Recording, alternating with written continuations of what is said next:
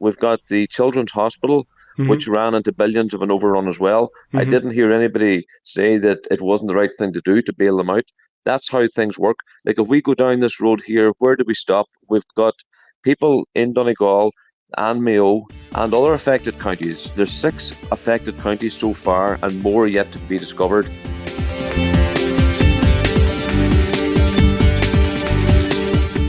This is Here's How, Ireland's political, social and current affairs podcast, presented by William Campbell. Thank you for downloading episode 133 for the 21st of April, 2022. I was talking to Billy Kelleher in the last podcast about Ukraine and the West's reaction, and in particular the attitude of MEPs Claire Daly and Mick Wallace. Naomi O'Leary, the Irish Times journalist, started an epic Twitter discussion over Easter about the contrasting attitude of Wallace and Daly to authoritarian regimes and to the West. My attitude to this is pretty simple. It's that two separate things can be true at the same time. It can be true that the West is responsible for gross human rights abuses, resource extraction, environmental destruction in other parts of the world. It can be possible to condemn that while still acknowledging that there are totalitarian regimes in different parts of the world that are worthy of being condemned and are in fact much, much worse. Saying that they're worse doesn't undermine condemnations of actions by Western governments that are bad, just not on the whole as bad. And condemning the abuses by Western governments doesn't undermine criticism of authoritarian governments elsewhere. Any attempt to calculate a hierarchy of inhumanity leads straight to nonsense. But what I'm concerned about today, and what cropped up on many of the negative replies to Naomi O'Leary's article on Twitter, was a cohort of people who seemed to think that they had some special insight into Vladimir Putin's inner thoughts. That they were in some way his counsellor or his therapist, that they could peer into his psyche and know what was really going on in his poor, troubled soul. And with this special insight that they magically have, they can tell us what Ukraine could have done that would have avoided the war, or what the West could do now that would end the conflict. If only the West would ... If only Ukraine had ... A striking number of these comments came from Twitter accounts that had fake or no profile picture, no discernible name in the bio or Twitter handle, and a vast amount of Twitter activity for a very new account. These are fairly obviously coming from bot farms located who knows where, and they have very recently switched their obsession from sending dozens of tweets per day pushing a hardline anti-vax, anti-mask position to being instant experts on foreign policy and the motivations of Vladimir Putin in general. But this line also comes from what seem to be genuine accounts and genuine people. These are people who, for whatever reason, believe that however bad Putin is, the best way to prevent him from doing harm is to give him what he wants. There's a whole argument about whether that is true. Are we in a Chamberlain letting Hitler dismember Czechoslovakia in the vain hope of avoiding war situation? Or are we in a Cuba Missile Crisis situation where statecraft can avoid a war that is possible but not certain? I'm not going to get into that argument here. I'm more interested in what Putin actually wants. Daly and Wallace, just days before the invasion in February, said that the massive build-up of Russian troops and military hardware on the border with Ukraine was, quote, clearly defensive. I'm not sure what qualifications they had to make that call, or what evidence they were using beyond wishful thinking, but that claim sure didn't age well. Along with this, Wallace and Daly have made a whole series of claims about how innocent and peaceful Putin's desires are. All he wants is his security guarantees. He feels threatened by the expansion of NATO and so on. It is striking how close these claims are to Russian propaganda aimed at the West. But are they right? One thing that I've been doing is following the media inside Russia. What is Putin telling Russians? And what is the Russian ruling elite around Putin telling itself? The first thing to understand is that almost all media consumed within Russia is utterly controlled by the Kremlin. Putin's Russia was never a great place for freedom of press to begin with, but since he returned to the presidency in 2012, there was a huge change in the level of press freedom. All media that were not already state-owned were acquired by Putin-friendly oligarchs through a pretty standard procedure. The independent newspaper, TV station or whatever would get an unsolicited buyout offer from a Putin crony for a ridiculous sum, maybe a tenth of its value. Some owners knew the score and sold up. Those who didn't immediately got a huge tax bill. The owners would be arrested for tax fraud and would either agree to sell to the crony for an even smaller fraction of the value, or go to jail on trumped-up charges and have their companies expropriated and handed over to the crony for free. The new owners were unfailingly loyal to the Kremlin, as were any journalists who wanted to keep their jobs. Some minor websites held out and danced around the law, operating increasingly from offices outside Russia, and there was even one TV station, Dozhd, meaning rain, which was ordered off-air by Putin shortly after he invaded Ukraine. But even before then, their reach was insignificant. It's not comparing Nuh TGKar to RT1 News. It's more like comparing some idiot who makes a niche podcast to BBC One News. In fact, Dozhd wasn't ever even on the air. It was a webcast run from a private apartment. So you'd have to go to their website with your phone or computer to see it, which is not how most people watch TV. Similarly, there are still some VPNs that allow people to get through to the now banned Western social media like Facebook and Twitter. So it's true to say that until recently, there were some media that didn't toe the Kremlin line, and that even now, it's just about possible to get alternative non-state-controlled news in Russia. It's just that it's so niche, so non-mainstream, so technically awkward, that it only reaches the tiny minority who are powerfully motivated to seek it out. So, in other words, the people who are setting their views against Putin anyway.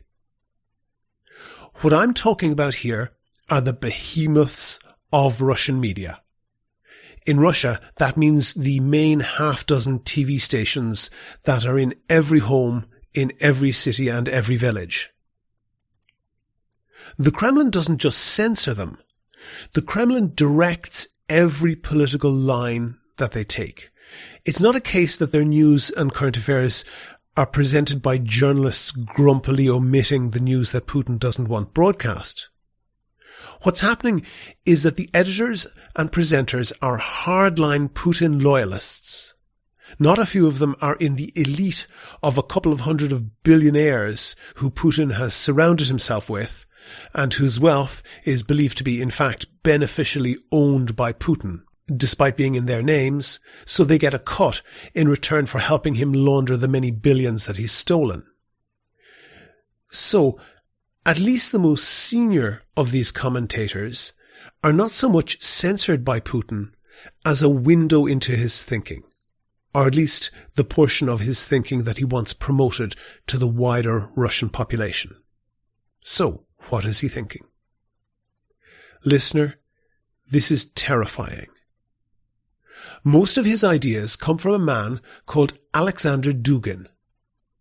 Dugin has written a number of books, but by far the most influential was written in the mid-1990s. It's called Foundations of Geopolitics.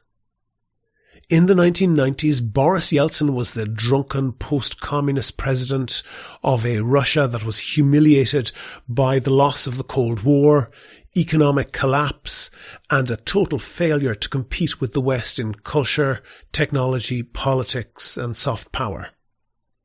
At that time, Dugin was a member of a fringe neo-fascist group called Pamyat, which roughly translates as memory. The name is significant. It harks back to a past, somewhat imaginary, when the greatness of Russia was not in question. Like any large, inward-looking culture, Russia has an inflated sense of its own importance in world affairs, both political and cultural. I cannot overstate the influence of this book. When people say required reading, that's usually a metaphor meaning that it's important. But in this case, this book is literally required reading in the academies that every officer in the Russian military goes through. That includes all the people in the FSB, the successor of the KGB, everyone in the GRU, Russian military intelligence, including the spies caught on CCTV in Salisbury poisoning the Skripals. It includes every one of those enthusiastic TV commentators seen by millions every evening, and of course, everyone else who matters in Putin's elite. And that means that not only have they read this book, they would have been required to write essays on it, give presentations on the importance of this or that chapter of the book, pass exams proving that they understood the text. This book is to the Russian elite what some mixture of Peg Sayers, the 1916 Proclamation, and the Rosary was to generations of Irish school children. And what does it say? Basically, it is a roadmap to Russian domination of what it calls Eurasia. That's the combined continent of Europe and Asia. It regards what it calls Atlanticism, the close relationship between Western Europe and North America, as the source of all evil, and sets out to defeat it. Some of this book, along with Dugin's other works, are laughable nonsense. It supposedly charts a route of how Russia would defeat China in geopolitical terms. Bear in mind that China has about 10 times the population of Russia and a rapidly growing, technologically advanced economy. The Russian economy is stagnant and hugely overdependent on resource extraction with little or no added value. But in the plans for Western Europe, you get more engagement with reality in Dugin's books. He doesn't mention Ireland, by the way. It actually doesn't even mention Britain by name, just contemptuously refers to it as an aircraft carrier for the Americans parked off the coast of Europe. Remember that this book was written a quarter of a century ago, and its prescription for Britain is that it should be separated from the EU, and you begin to see its relevance. As to the current conflict, its analysis of Ukraine is savage. Here's a portion translated for Wikipedia. Ukraine as a state has no geopolitical meaning, no particular cultural import or universal significance, no geographical uniqueness, no ethnic exclusiveness. Its certain territorial ambitions represent an enormous danger for all of Eurasia. The book goes on to make clear that the most urgent project is, quote, resolving the Ukrainian problem. It's worth noting here the parallels with an article that appeared on the website RIA Novosti, the Russian state news agency, at the start of April. This article explicitly calls for the erasure of the Ukrainian nation. It says that the majority of Ukrainians are Nazis. It uses the terms denazification and de-Ukrainization interchangeably. And it says the elite of Ukrainian society and all members of its military must be liquidated, that is, murdered. It says that the entire Ukrainian cultural heritage must be erased, and that the general population of Ukraine deserve the most severe horrors of war because they allowed a Nazi government into power and those that survive must be subjugated to decades of forced re-education. To be clear, that bit's not Dugin. That's an article published on a Russian government website this month, and it's still online as of the time of recording. Dugin, in his book, explicitly says that Ukraine should not be allowed to remain independent, and his justification for this is essentially the denial not only of the legitimacy of Ukraine as a country or as a nation, but what he clearly regards as the inferior, subhuman status of Ukrainians in general. It's also notable that statements by both Putin and his Foreign Minister Sergei Lavrov since the invasion have echoed these sentiments almost word for word. In an interview in 2014, around the time Russia seized Crimea from Ukraine, Dugin gave an interview saying of Ukrainians, "What we see is beyond any limits. Kill them, kill them, kill them. There should not be any more conversations." I'll say a bit more about Dugin's belief system in a moment, but briefly, his book sets out a vision of Europe and Asia where some countries are wiped out, like Ukraine, and others are allowed to remain as client states. Finland, Ukraine, Belarus, Moldova, Georgia, Latvia and Lithuania in the West are all taken over by Russia, as are the former Central Asian Soviet republics of Kazakhstan, Turkmenistan, Uzbekistan, Kyrgyzstan and Tajikistan, along with Mongolia. After that, there's a lot of giving one country to another. Estonia, for some bizarre logic based on ethnic prejudice, is to be given to Germany, which would also get France and by implication the remaining Mediterranean countries. Iran would be given Azerbaijan as some sort of gift to make Iran into an ally of Moscow, and Turkey would not be conquered but kept weak by fueling ethnic conflicts. Similarly, Dugin doesn't seek to conquer the United States, just weaken it by, quote, introducing geopolitical disorder into internal American activity, encouraging all kinds of separatism and ethnic, social and racial conflicts, actively supporting all dissent movements, extremist, racist and sectarian groups, thus destabilizing internal political processes in the US. It would also make sense to simultaneously support isolationist tendencies in American politics. Again, the wiki translation there. And how is all this to be done?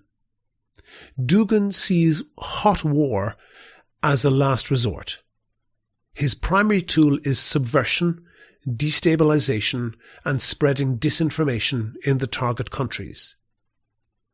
He advocates the establishment of dedicated special services to run these operations in the West. This book was published 25 years ago, remember, and he writes explicitly that the Russian government, at the time on its knees in the post-Soviet chaos, should dedicate huge resources to supporting groups that it has nothing in common with, just to undermine society, to spread disinformation, and to do everything else it can to destabilize Western democracies. And what sort of government does Dugin envisage? Helpfully, he's written a book about that too. It's called The Fourth Political Theory. The first three political theories that refers to are democracy, communism, and fascism.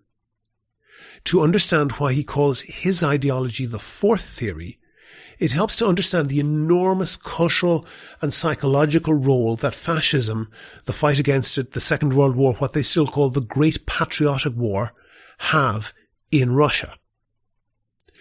Think how big World War II is in American culture.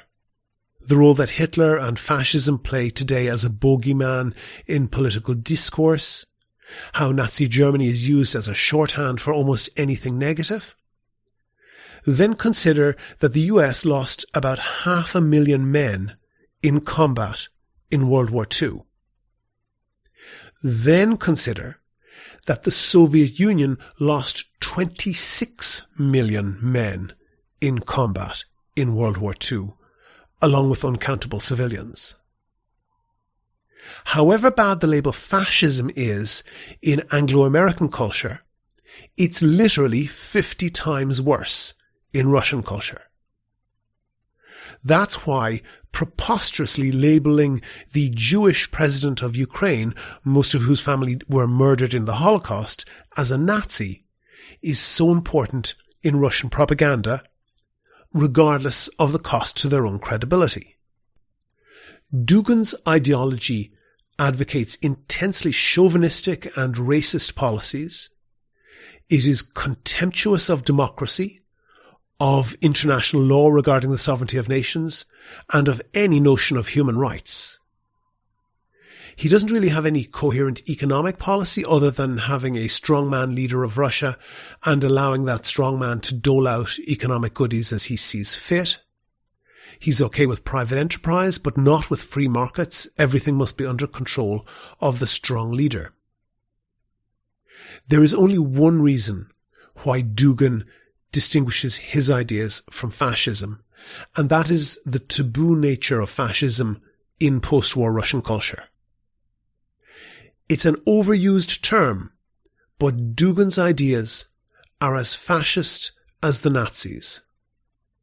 Applied to Russia, all of his ideas are fundamentally identical to Hitler's as they applied to Germany. But Dugin is no rabble-rousing demagogue. He's a university professor in Moscow. He supplies the ideas, the ideology. The demagoguery is outsourced to his student, Vladimir Vladimirovich Putin.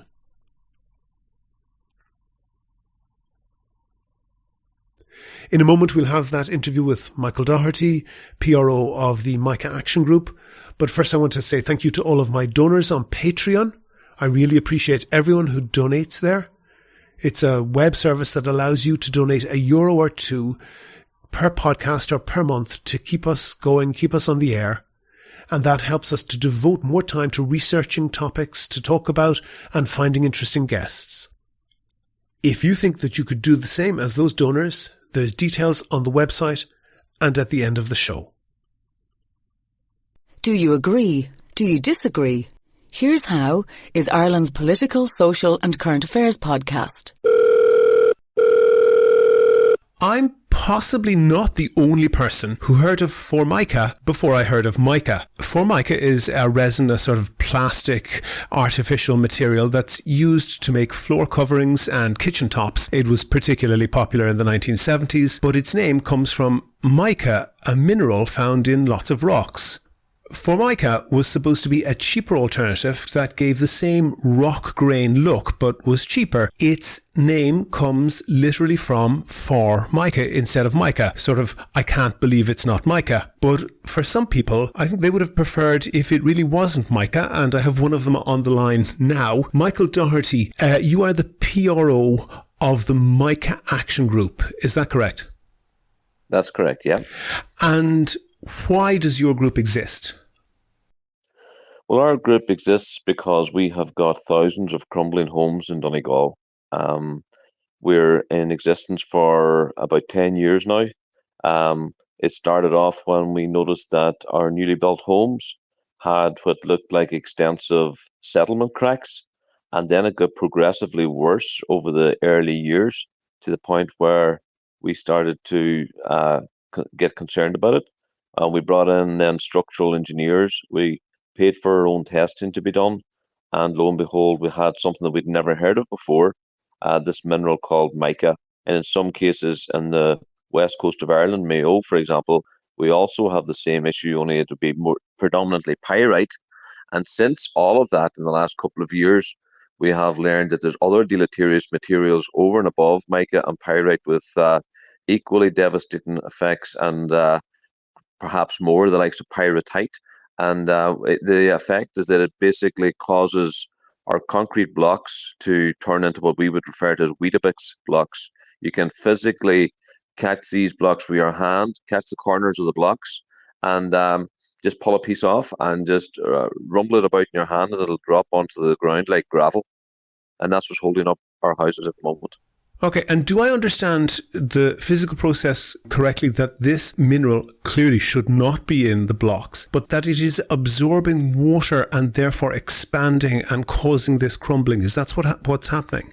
Yeah, there's various mechanisms. First of all, I think it's important to understand that mica is a natural occurring mineral, as is pyrite and pyrrhotite and the others. These are not additives or anything by the manufacturers. This is naturally occurring in the blocks themselves, but there's standards around them. There's the statutory instrument of 1948 would have said that you shouldn't have more than 1% mica in your blocks, and yet we have found and tested blocks at 36% mica and so on as well. So it's a natural occurring mineral. It just shouldn't be in the levels that we had in our blocks. That them particular areas, the quarries should not have been quarried, and the crushed rock should never have made their way into blocks. But yes, there's several mechanisms. One of them, and some of them, I would say, still not fully understood. Still not fully understood. We do know that it will absorb water, and you've got freeze-thaw action taking place, and that was believed to be the predominant failure mechanism. But there has been other examples. Roll that back there, because the listeners might not have caught that. What's called freeze-thaw action, and I think everybody knows that when water freezes, it expands slightly. So if you've got some water in the block, that water freezes, expands slightly, damages the block, then maybe in the daytime thaws again, so it goes smaller, but water fills up those cracks which have been expanded, freezes again, expands a little bit more, and progressively destroys the block. Is that what we're talking about there? Yes, that's what's happening. Yeah, so that is one of the mechanisms, but it's certainly not the only mechanism, because we know, for example, we have got internal walls within our house as well as the external walls also cracking, and the inside of most houses is never going to see freezing conditions. So there has to be other mechanisms. And we know now, for example, that we've got moisture can also, for example, bathroom walls, kitchen walls, we'll find also tend to go first as well inside the houses. And then we've got various combinations of pyrite, pyrrhotite, and mica. And, all of these three between them, seem to require different conditions in order to become active. And there is a massive study required around this that we believe hasn't been instigated. But what we do know is that when we tapped into Europe, there has been extensive studies done there. And they would probably claim the pyrrhotite is the biggest killer of them all. But certainly in the early days of our campaign, mica was the only one that we were aware of. And therefore the brand sort of built itself around mica alone, but it's really any of the deleterious materials in defective concrete blocks that's what's causing our problems at the moment. Okay, that's the physical problem with the structure. I'm more interested maybe in what's happening to people like you, and I think there's about 5,000 homes between Donegal and Mayo that have been identified that have this problem. How has that affected you? How has that affected your family and the other people in your group? Well, I suppose as a campaigner and others before me as well, because I haven't been in from the very beginning, but I've been in for the most of it. It basically has put our lives on hold. If you can imagine a situation yourself where you're in a situation you have built your, and we did build. This was my forever home. This was built on my granny's land. It was in our name for generations before that. I had built this house with the intention of passing that to my grandchildren and to their grandchildren. So everything was done right from the off. We bought what we thought was the best of the blocks that were available. This was a self-built home. And we did all the right things. And now if I get another Christmas out of this house, that'll be the end of it. That'll be as much as it can take, because it's fairly well bursted up at this stage. I've got bison slabs in there. In other words, my first floor is all made of concrete as opposed to timber joists. So I have probably 300 or 400 ton of concrete being supported by these blocks, and they're just getting to the point where we just can't really take a chance and live here any longer. And so we were very aware when we went through our last Christmas, it was probably going to be the last in this particular house, which is difficult to get your head around. And I'm only one of what we now believe to be about 7,000 families. in Donegal alone, and we've got probably another 2,000 in Mayo. So the numbers keep increasing because the reality I got that that figure from the expert group report. You were saying that has since increased. You've identified that's more homes. increased. Tell me, just has, from a point of view of you personally, family life, what's the impact? Yeah. Well, most of my evenings will be spent with the campaign, and that can be 5 to 7 days a week. We're all the time in negotiations with government, with senior officials in the departments, the civil servants, and then the local authorities, homeowners that are looking for support and help. We've got pensioners that don't even know how to start the process of applying for the scheme. Mm-hmm. There is no liaison officers appointed, so it's really our voluntary organisation that fills that gap. So it's been all consuming. And the other smaller bits that people never think about is you don't have any interest in painting your house or doing anything up in your house.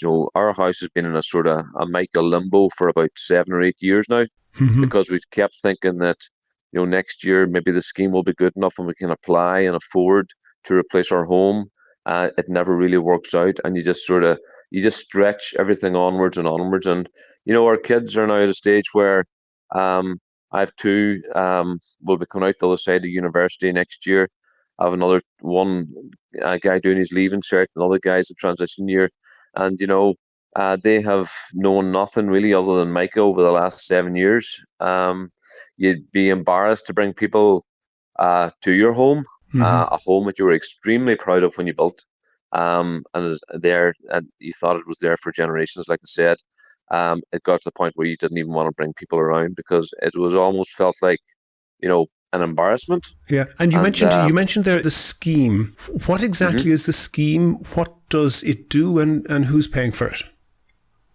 So the scheme, after a lot of campaigning over the years, we eventually got a defective concrete block scheme announced in January 2020. Mm-hmm. It was then subject to administrative detail through the department, and was probably around May or June whenever it was opened up to the public. Now, it was meant to be a 90-10 scheme, as we called it. We wanted 100% redress because we felt it was absolutely no, and it has been confirmed. There's no fault to the homeowner here. It's not a case of self-build or contractors, or because we already have it in hospitals, we have it in schools, we have it in libraries, Mm-hmm. we have it in the county council offices themselves. Yeah. So when you say 100% redress, that essentially means the taxpayer picking up the tab for the entire cost of repair, or I think in most cases rebuild of the houses in question. Yes, correct. Because how we came into this scenario was during our Celtic Tiger times. The state adopted a light touch regulation approach to the quarries. In other words, we will trust you to do the right thing here, and that didn't happen. And we bought our blocks in good faith, or we bought our houses built with blocks in good faith, and the state let us down. That's the bottom line. And okay, we're pause. in a situation where we end up paying for our houses twice. Pause on that for a moment, because I can see that it is blindingly obvious that you've been the victim of a monstrous injustice, that you built your own house, as you say yourself, on a family site. Other people would have bought houses in housing estates and so forth. And I can see that that's something that would be enormously stressful, especially when it's in your own home. It's very, very difficult to get away from.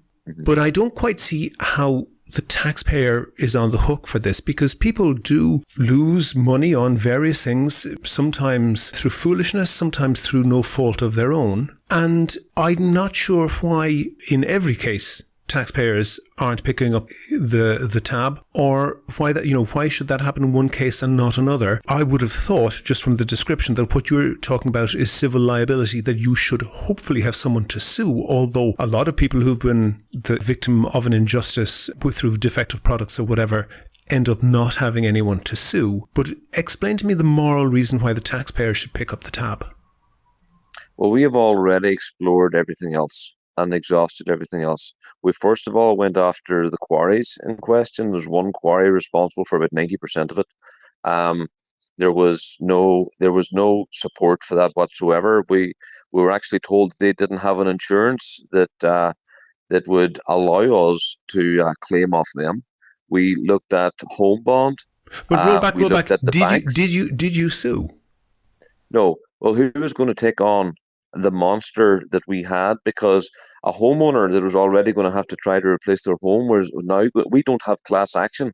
We were going to be in a situation where someone was going to have to take on the state or take on the quarries. We tried to take on the quarries. Mm-hmm. We were there's homeowners that have been out 40 and 50,000 on legal costs so far, and then they had to abandon it. They just couldn't take it on because the machine of the big business and the concrete federations and so on. It was just we were on a hiding to nothing. But just factually well, to establish for the listeners, those quarries, which sometimes are small businesses, sometimes I think can be also a part of very large businesses, they have not been sued and they haven't taken a financial hit for supplying products that are clearly enormously defective and have caused enormous loss. Yes, this is true. Yeah, and, can you understand how the average person paying their PAYE tax will be outraged by that? I'm not suggesting it's your fault, but the fact that the taxpayer is picking up the tab and that the people who caused the problem are getting away scot-free, that really is outraging, isn't it? Absolutely. And, the bottom line that everybody has to remember, these 7,000 homeowners I'm talking about are all taxpayers as well, mm-hmm. equally taxpayers, the same as anybody else in the country. Mm-hmm. And we went after government. We have no problem and would actually encourage government to go after the quarries, but mm-hmm. we're too small to do that. We can't do that on our own. And we need government to step in, and the argument about the taxpayer, I'll go back to the billions that and the bank bailouts. Did anybody ask the taxpayer, was that okay? They just went ahead and done it. We had hold on for a second, Michael. Okay, go ahead and then I'll come back. We've got the Children's Hospital, mm-hmm. which ran into billions of an overrun as well. Mm-hmm. I didn't hear anybody say that it wasn't the right thing to do to bail them out. That's how things work. Like if we go down this road here, where do we stop? We've got people in Donegal and Mayo and other affected counties. There's 6 affected counties so far and more yet to be discovered. And what we're trying to do here is establish a template and establish a precedent that whoever in this country this happens to, that someone has to be accountable and it can't be left to the homeowner. It has been left to the homeowner in Donegal. We have fought the fight that everybody will benefit from because there's even in Skerries now, we're talking about defective concrete blocks as well. This is getting close to the capital. Mm-hmm. And, I've no doubt there'll be a different approach. We've already seen that different approach in the Leinster Pyrite scheme because we've got a precedent to this. It was Pyrite and Leinster Pyrite scheme. That was 100% redress. It was end-to-end contract management by the state through the housing agency.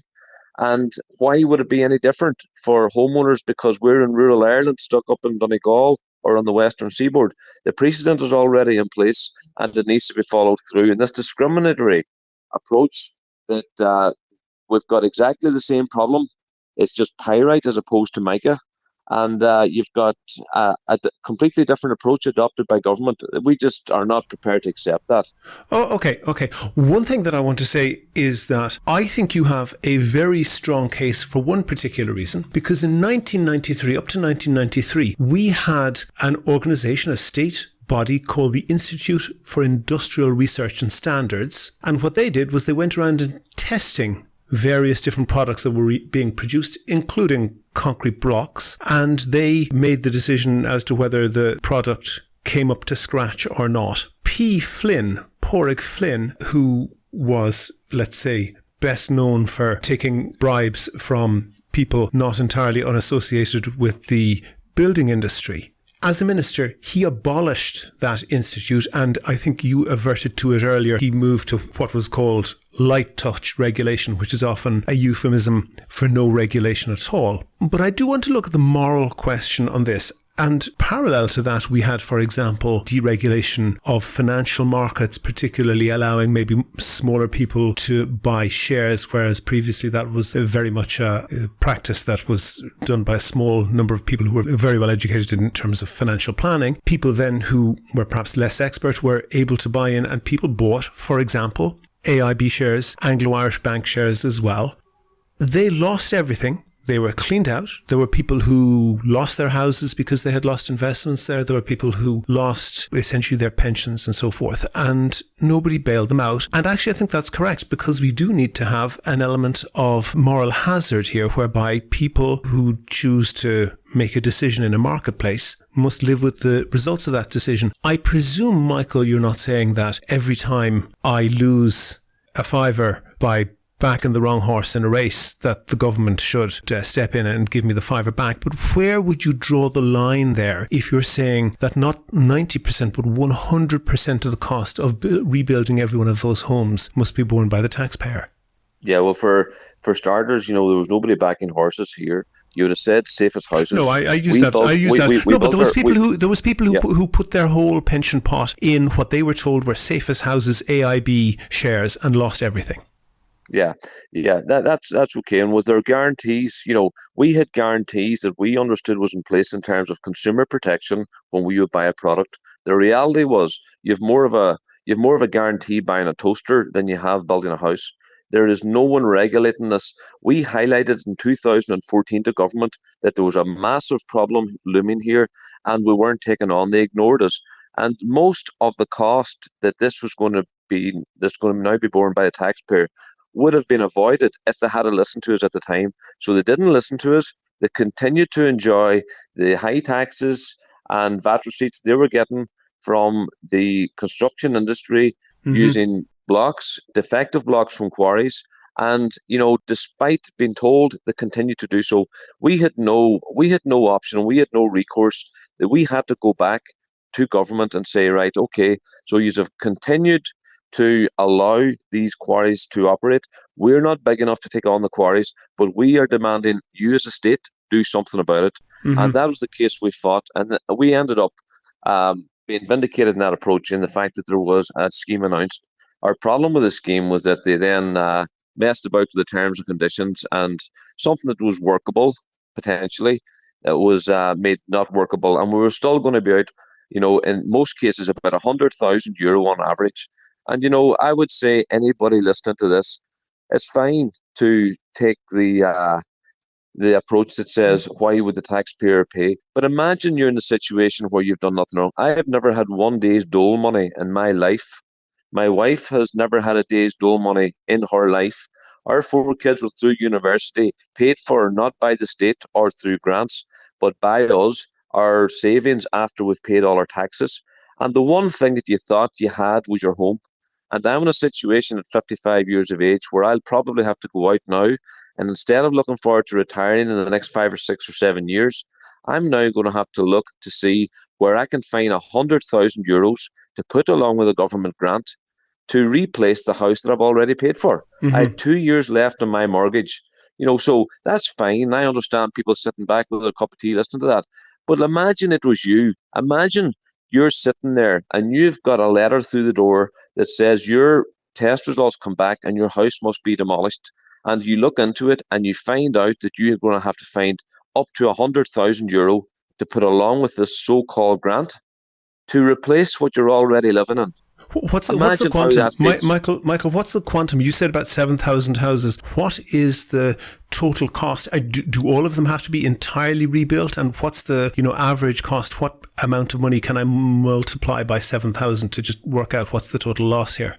Well, it's already been determined by the department. They estimate about a €2.2 billion scheme. That's what it's going to cost over the next 15 years. Okay. Can you understand that there are people in Ireland where we have a very, very serious housing problem and housing shortage, and people living in very unsuitable and cramped conditions? And if the government had, let's say, 2.2 billion that it found down the back of a couch, can you understand that they might say, well, hang on a second, there's these 5,000 or 7,000, whatever the number is, of families who we can rebuild their houses, in some cases, fairly modest houses, in some cases, pretty impressive houses? Or would you spend that on alleviating homelessness, perhaps prioritizing, at least to a degree, people who are in very serious need? Can you see how that there is competition for that money, and it's not immediately obvious that your cause, which I'm not doubting, and I know that it's a very serious issue, but can you see how they wouldn't immediately see that you should have priority on that? I think we've obviously not been prioritised because we're 10 years. We're 10 years on the road here, and we've got 5 houses fixed so far. So nobody could say we're a priority. What I would say very clearly is this. But there is something like 2.2 billion committed there, isn't there? There is. Okay. Yeah, over 15 years. Over 15 years, right?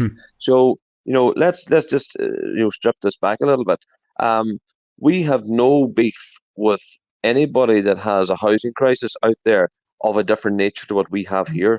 All we know is that we have done nothing wrong. Our lives have been on hold for 10 years. We have absolutely nowhere else to go. We informed government in 2014, and despite that, they spent 8 years building defective homes, thousands of homes built with defective materials, because they wouldn't listen to us. And why would they not listen to us? This is where all the conspiracy theories and talk of corruption and everything else plays into it. Why would I or the other 7,000 homeowners that are along with us sit back and say, okay, because there's bigger fish to fry, perhaps in somebody else's world, that we're just going to roll over and live with a complete injustice? Now, they can find money, and that's the bottom line. Well, COVID has taught us that. COVID has taught us that they can find money. COVID has taught us that, regards all their regulations and protocol, with a stroke of a pen, they can make amazing things happen. We have got the absolute, really heart-wrenching Ukraine situation at the moment. And I went last night over to our local Gaelic club, where we are inviting Ukrainians into our area to see what we can do to help them. But we've seen that there's 4 billion can be committed in the space of a month. So there's money to be found when they believe that it justifies it. What has been heart-wrenching for us is the fact that they have never seemed to recognise what we're living with in Donegal is equally. Can I pause you there for a moment? And I take on board what you're saying, Michael. I take on board what you're saying, and that you feel that your place in the queue is justified. And I don't want to diminish that at all. And I don't want to diminish the very real social effects of that, or stress. And when it's happening in your own home, that's something that's particularly stressful. It's not possible to get away from. But I just note in what you said that there's sort of, and I don't know if it's a defensiveness that's to do with, let's say, the BMW areas, the border Midlands and West, and you talk about being in Donegal and calling it a discriminatory approach. And you're saying that there's no doubt there would be a different approach if it was in Dublin. I mean, in Dublin, there is a particularly acute accommodation crisis. There is, and I can tell you examples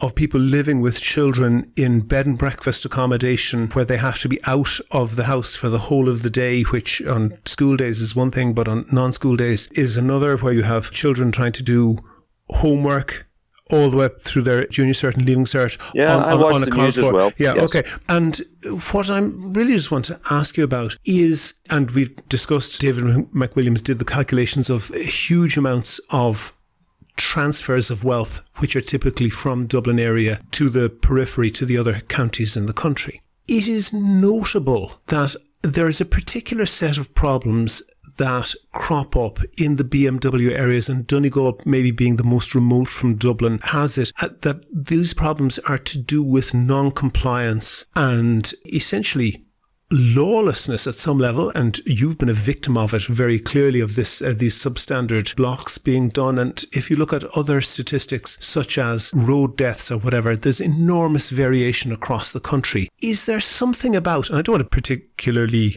single out Donegal, but you're in Donegal, is there something about those places that are remote from Dublin that people have a habit of saying, sure, you don't need to bother paying attention to the rules, and then that comes back and bites people on the ass? Well, certainly there was no homeowners that said, sure, anything will do.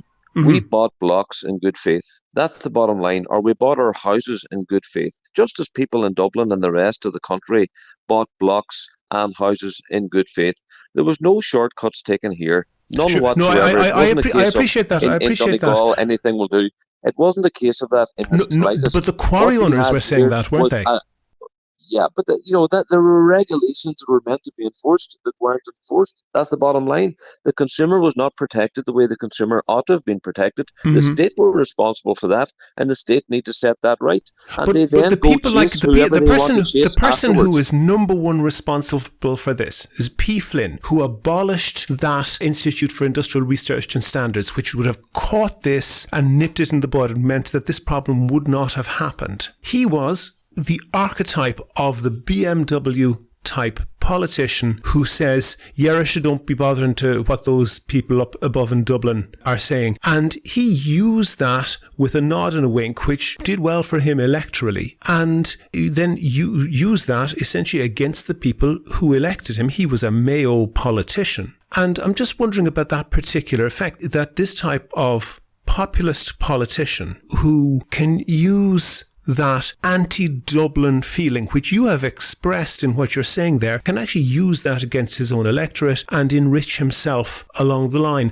That's a failing in our political system, isn't it? Well, I don't think I've expressed an anti-Dublin feeling. You did. You said, no, you did. No, Michael, you did. You said that it was discrimination and that it wouldn't have happened to people in Dublin.